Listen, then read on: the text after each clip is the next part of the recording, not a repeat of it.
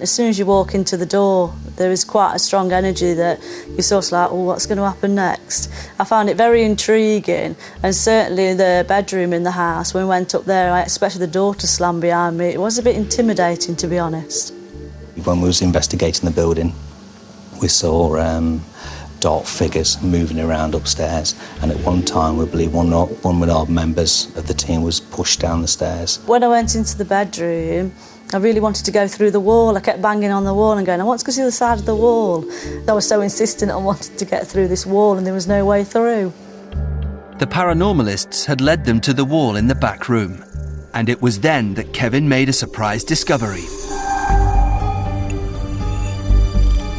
When we bought the house, my husband didn't look in the loft straight away. When he did go up there, he says, you don't ever believe what's up there. And I said, what? And he says, there's a chair. This was something they'd never noticed before. It had sat in the dark in one corner, old and forgotten, and it raised some questions. How had it got there in the first place? The loft hatch was only a few inches wide, and there was no other opening. No way to get a chair of any size in. I said, how the dickens are they going to get a chair up there in that little hole? He says, well, I'm telling you, it's there. And then there was an incident a few weeks later that made them think there was more to this chair than they'd first thought. We decided to put the Christmas decorations in the loft. My husband went up to get them down, and the chair was on its side. When they went to put the Christmas decorations away, it had been moved, it had been sat up. Nobody had been up there. Apparent visitations from a mysterious girl, shadows crawling in dark corners, and now the discovery of this forgotten relic. This is a story which raises questions, and one where medium Johnny Fiore hopes to find the answers. Born a sensitive, she comes from a long line of spiritual readers, and for her, it's all about the girl they've seen. Hopefully we'll find out who this girl is, what her name was, how she lived her life. Any type of apparition that has appeared to several people, they all can't be, making up a story or a fib. So I'm excited about that. Arriving at the house, Johnny takes a moment to gather her thoughts and prepare herself for what might be ahead. Every haunted house brings its own story, its own particular reasons why spirits might linger within the four walls. Her job is to see if she can also sense the spirits the family feel inhabit their property, and she hopes that by making contact, she can work out the story behind these events. Once inside, she discovers that daughter Jodie has remembered something she was told as a child, which could explain why the girl is now haunting them. Jodie, that's my daughter. That's your oldest daughter, right? Yeah, she's seen this lady when she was little. And apparently she passed away under that window, either on a large chair or a two-seater settee. If this girl did indeed die in the chair, it might explain why its continued presence in the house is causing these problems. Furniture can be haunted, and there is the infamous case of the chair that's haunted in the Sandhutton Inn, which is not far from York. And this chair was commonly sat in a couple of 100 years ago by a man called Busby. And he was hanged for misdeeds, and he cursed the chair, saying that anybody who sat in it would come to an unfortunate end.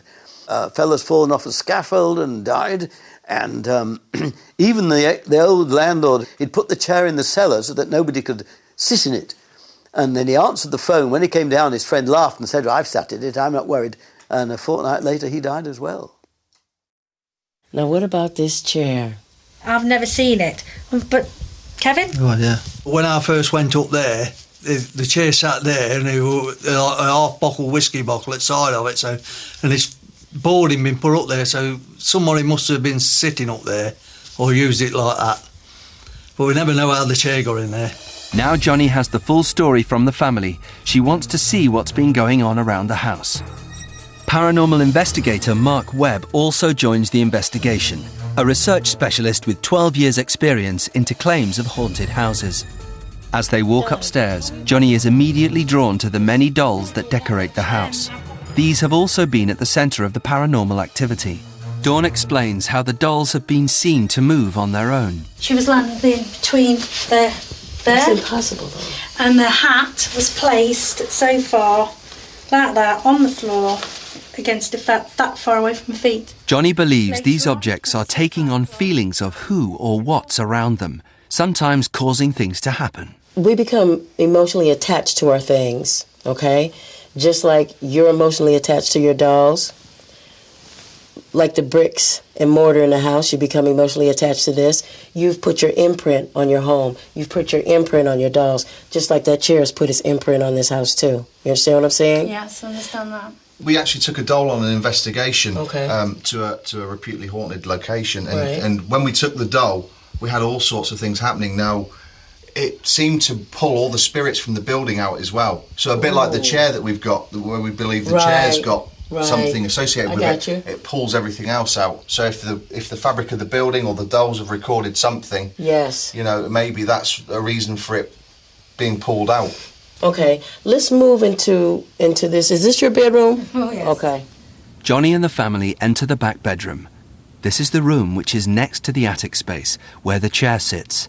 It is the place in the house that the family feels has the strongest atmosphere, something Johnny picks up on immediately. This room makes me feel really lightheaded and dizzy. I feel this room, even though the ceilings are high, I feel very claustrophobic. I've had times where I can't breathe. I've woke up in the night choking. That's happened quite often. And I'm constantly looking round. Yes. I can sleep for so many nights, and then other nights I'm just looking round as if I'm looking for something. And my eyes either go over to the window or over in this corner Yes, in this or over corner. there. Very, very claustrophobic in this room. I don't know how you guys slept in this room. This was Jodie's bedroom. She was so afraid we had to change bedrooms. Sometimes you get the feeling like they're just walking through. You know, you can hear footsteps Yes. walking through.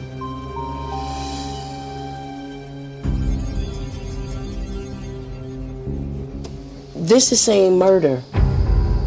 This is just someone has lost their life behind this wall. Someone was bricked up in here with a purpose. What has happened here is sinister. Just like that chair, this is evil.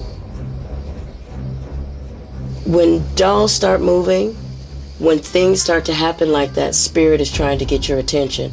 Now, Jodie, this used to be her bedroom when she was a little girl. It ran her out of here. Yes. What's ever behind there, that little crawl space, didn't mean anybody any good whatsoever. We're not going to let you get forced out of your home, okay? You had your babies here. You've had good times here. We're not going to let them run you out of here, okay? Johnny's immediate priority is to get the chair out, so she asked for it to be removed. The next day, a team of builders come in to access the loft. While it's still in the house, she feels the family's spirit problems cannot be dealt with. The chair has been bricked up behind the back bedroom wall, leaving no access for it to be taken out. So the original joists of the downstairs ceiling have to be cut away. If it is this chair which is causing the problem, perhaps now these spirits can be found and released.